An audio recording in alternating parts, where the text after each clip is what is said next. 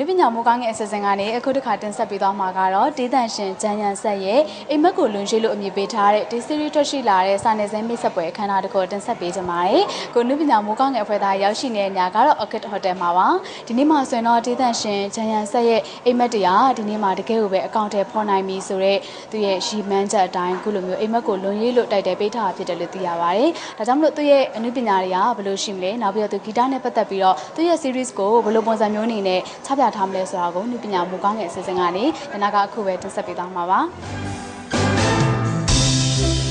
တေးတန်ရှင်ချန်ရန်ဆက်ရဲ့အိမ်မက်ကိုလွန်ရဲ့ audio CD ကို3နှစ်ကျော်ကြာစီစဉ်ခဲ့တာဖြစ်တယ်လို့သိရပါတယ်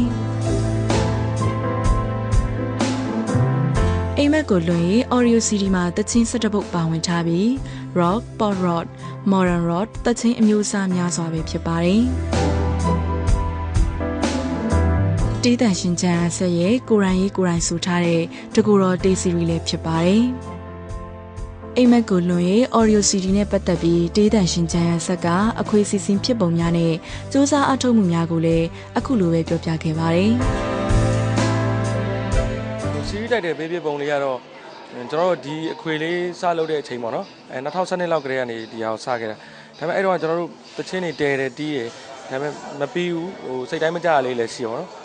အဲ့ဒါနဲ့ကျွန်တော်တို့အတွက်ကဒီဟာခွေထွက်ဖို့ခွေထွက်ဖြစ်လာဖို့ကအိမ်မက်တစ်ခုလိုဖြစ်နေခဲ့တာပေါ့နော်ဒါပေမဲ့တဖြည်းဖြည်းနဲ့ကျွန်တော်တို့နားလိုက်လှုပ်လိုက်နဲ့တဖြည်းဖြည်းနဲ့ပုံပေါ်လာတယ်ပေါ့နော်အခုနောက်ဆုံးကျွန်တော်တို့အိမ်မက်ကိုလွန်ပြီးတော့လက်တွေ့ဖြစ်လာရဲဆိုတဲ့အဓိပ္ပာယ်နဲ့ပြီးအောင်ဒါပေမဲ့ဒီစီးတိုက်တဲ့သချင်းကကျွန်တော်သချင်းထဲမှာမပါပါဘူးဟုတ်အခက်အခဲတွေကတော့အစုံပဲပေါ့ဗျာအဓိကတော့ကျွန်တော်တို့ဒီအခွေကိုစလုပ်တဲ့အချိန်မှာကျွန်တော်တို့ငွေကြေးမပြည့်စုံမှုတွေနဲ့လည်းကျုံရလို့ကျွန်တော်တို့ခဏနားခဲ့ရတဲ့အချိန်တွေလည်းရှိတယ်။နောက်ပြီးတော့ကျွန်တော်တို့အကုန်လုံးဘန်လိုလုပ်တဲ့အခါကျတော့လေအကုန်လုံးစိတ်တူကိုယ်တူရှိမဲ့အချိန်မှာကျွန်တော်တို့တိုင်ပင်ပြီးတော့လုပ်ခဲ့ရတယ်။ဒါပေမဲ့တရားလေးတွေမကြိုက်ဘူးတရားလေးတွေမကြိုက်လို့ပြန်ဖြတ်ခဲ့ပြီးတော့ပြန်ပြင်ခဲ့တဲ့ဟာတွေလည်းရှိတယ်။ခက်ခဲတွေကတော့မျိုးစုံပါပဲ။ဟုတ်ကဲ့အခု MRT4 ပြည့်သက်ကြီးအခုကျွန်တော်တို့အိမ်မက်ကိုလိုရေး day series လေးကို21ရက်နေ့ဇူလိုင်လကျွန်တော်တို့ဘူ music ဒေသတွေကနေဖြန့်ချိမှာဖြစ်ပါတယ်။အဲ့ခါကျရင်လည်းအားပေးနားထောင်ပြီးတော့ဝေဖန်အကြံပြုပါအောင်လို့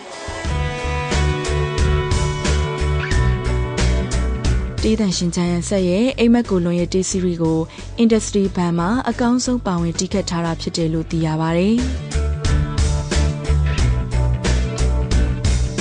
audio CD ကိုတော့ဇူလိုင်21ရက်နေ့ဘူ music production မှာဖြန့်ချီသွားမှာဖြစ်ပြီး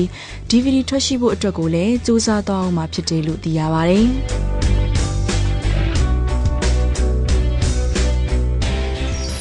အခုတင်ဆက်ပေးမယ့်အနည်းပညာကဏ္ဍကတော့ shooting making ဖြစ်ပါတယ်ဒီတစ်ခေါက်ဇာတ်ကားကြီးကတော့ director ညိုမင်းလွင်ရိုက်ကူးပုံဖော်နေတဲ့ပထမတက် honeymoon လို့အမည်ပေးထားတဲ့ဇာတ်ကားကြီးပါဒီထဲမှာဆိုရင်အဓိကသရုပ်ဆောင်တွေအနေနဲ့ဇေယျထက် academy ဖွေပြီးတဲ့အခါမှာဝါရင်သရုပ်ဆောင်တွေအနေနဲ့ academy ရန်အောင်နဲ့ academy စိုးမြတ်သူစားပါဝင်ထားတာဖြစ်ပါတယ်ဒါကြောင့်မလို့ဒီဇာတ်ကားရဲ့ပုံရိပ်တွေနောက်ပြီးတော့သူတို့ရဲ့လှုပ်ရှားမှုတွေအားလုံးကိုပရိသတ်တွေကြည့်ရှုလို့ရဖို့အတွက်လည်းအခုပဲတင်ဆက်ပေးချင်ပါတယ်ရှင်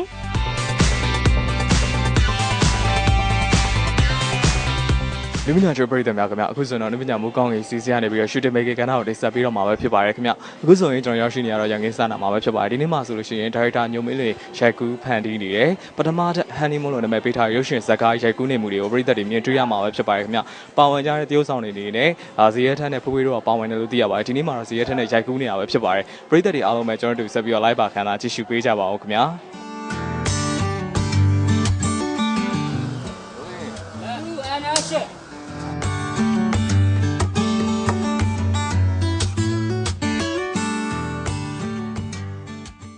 ဒါကျွန်တော်ရဲ့ရုပ်ရှင်ဇာတ်ကားဒီထဲမှာပထမဆုံးဟာတာရုပ်ရှင်ဇာတ်ကားတစ်ခုဖြစ်လာမှာပါပထမတ honeymoon လို့ကျွန်တော်နာမည်ပေးထားပါတယ်အင်္ဂလိပ်စကားပုံလေးတစ်ခုရှိရဲ့the best hiding place is everyone can see ဆိုတော့သူကလူတွေမြင်နေတဲ့နေရာမှာပုံတာအလုံးကြုံဆုံးပဲပေါ့နော်အကောင်းဆုံးလုံခြုံတဲ့နေရာတစ်ခုပေါ့ဘိုးကြီးနဲ့ဘွားကြီးရဲ့သမီးကိုခိုးပြီးတော့ပထမတက်ကိုခိုးပြေးသွားမြေကြီးတက်ကခိုးပြီးတော့ပထမတက်ကိုခိုးပြေးသွားအဲ့ဒါဇာလန်းစတာပါပဲတရုတ်ဆောင်တွေကဇေယျထက်ရယ်ဖွေးဖွေးရယ်ရဲအောင်ရယ်စိုးမြတ်သူစားရယ်နောက်ဟာသာတရုတ်ဆောင်တွေပါကြပါတယ်ကိုခင်လိုင်းကိုဒိန်းအောင်ကိုစောစောအောင်နောက်တော့စင်တီယာဟာသာလူရှင်တော်တို့များပါကြပါတယ် Ready လိုက်မယ်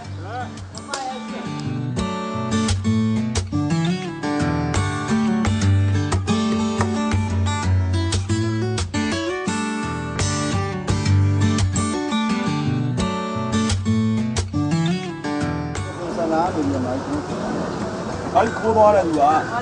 အဲ့ခိုးသွားတဲ့သူဒီကားပိုင်ရှင်ပဲအဲ့ဒီနိုင်ရလဲဒီကားမှရှိနေတယ်လို့သိရတယ်အောက်တာကဆင်းနေဒီကားပိုင်ရှင်အဲ့ဒီနိုင်ရဒီကားမှမရှိဘူးကြာကွာရက်ခန့်မောင်းပါကြာတယ်မသိဘူးဟိုခဏပြောရက်ခန့်လိုက်အောင်ရက်ခန့်လိုက်အောင်ကျွန်တော်မခိုးလို့ဗျာကျွန်တော်လည်းမခိုးရဘူးပြည်စီဟောဘယ်သူကတည်းကဘာလို့လဲမဟုတ်ဘယ်သူကတည်းကပြီးဘာလို့ရှာလာလဲဘယ်သူကဘာလို့တည်းကဘာလို့တည်းကဘာလို့ရှာလာဒီကားမှရှိတယ်တည်းအတိတ်ကြရတာအတိတ်ကြရတာကျွန်တော်တခိုးလမ်းပေါ့အဲ့ဒီကျွန်တော်မခိုးဘူးတော့ရှိမှလည်းပေါ့ရှားမိဟုတ်ကဲ့ဒီကောင်မောင်းပါ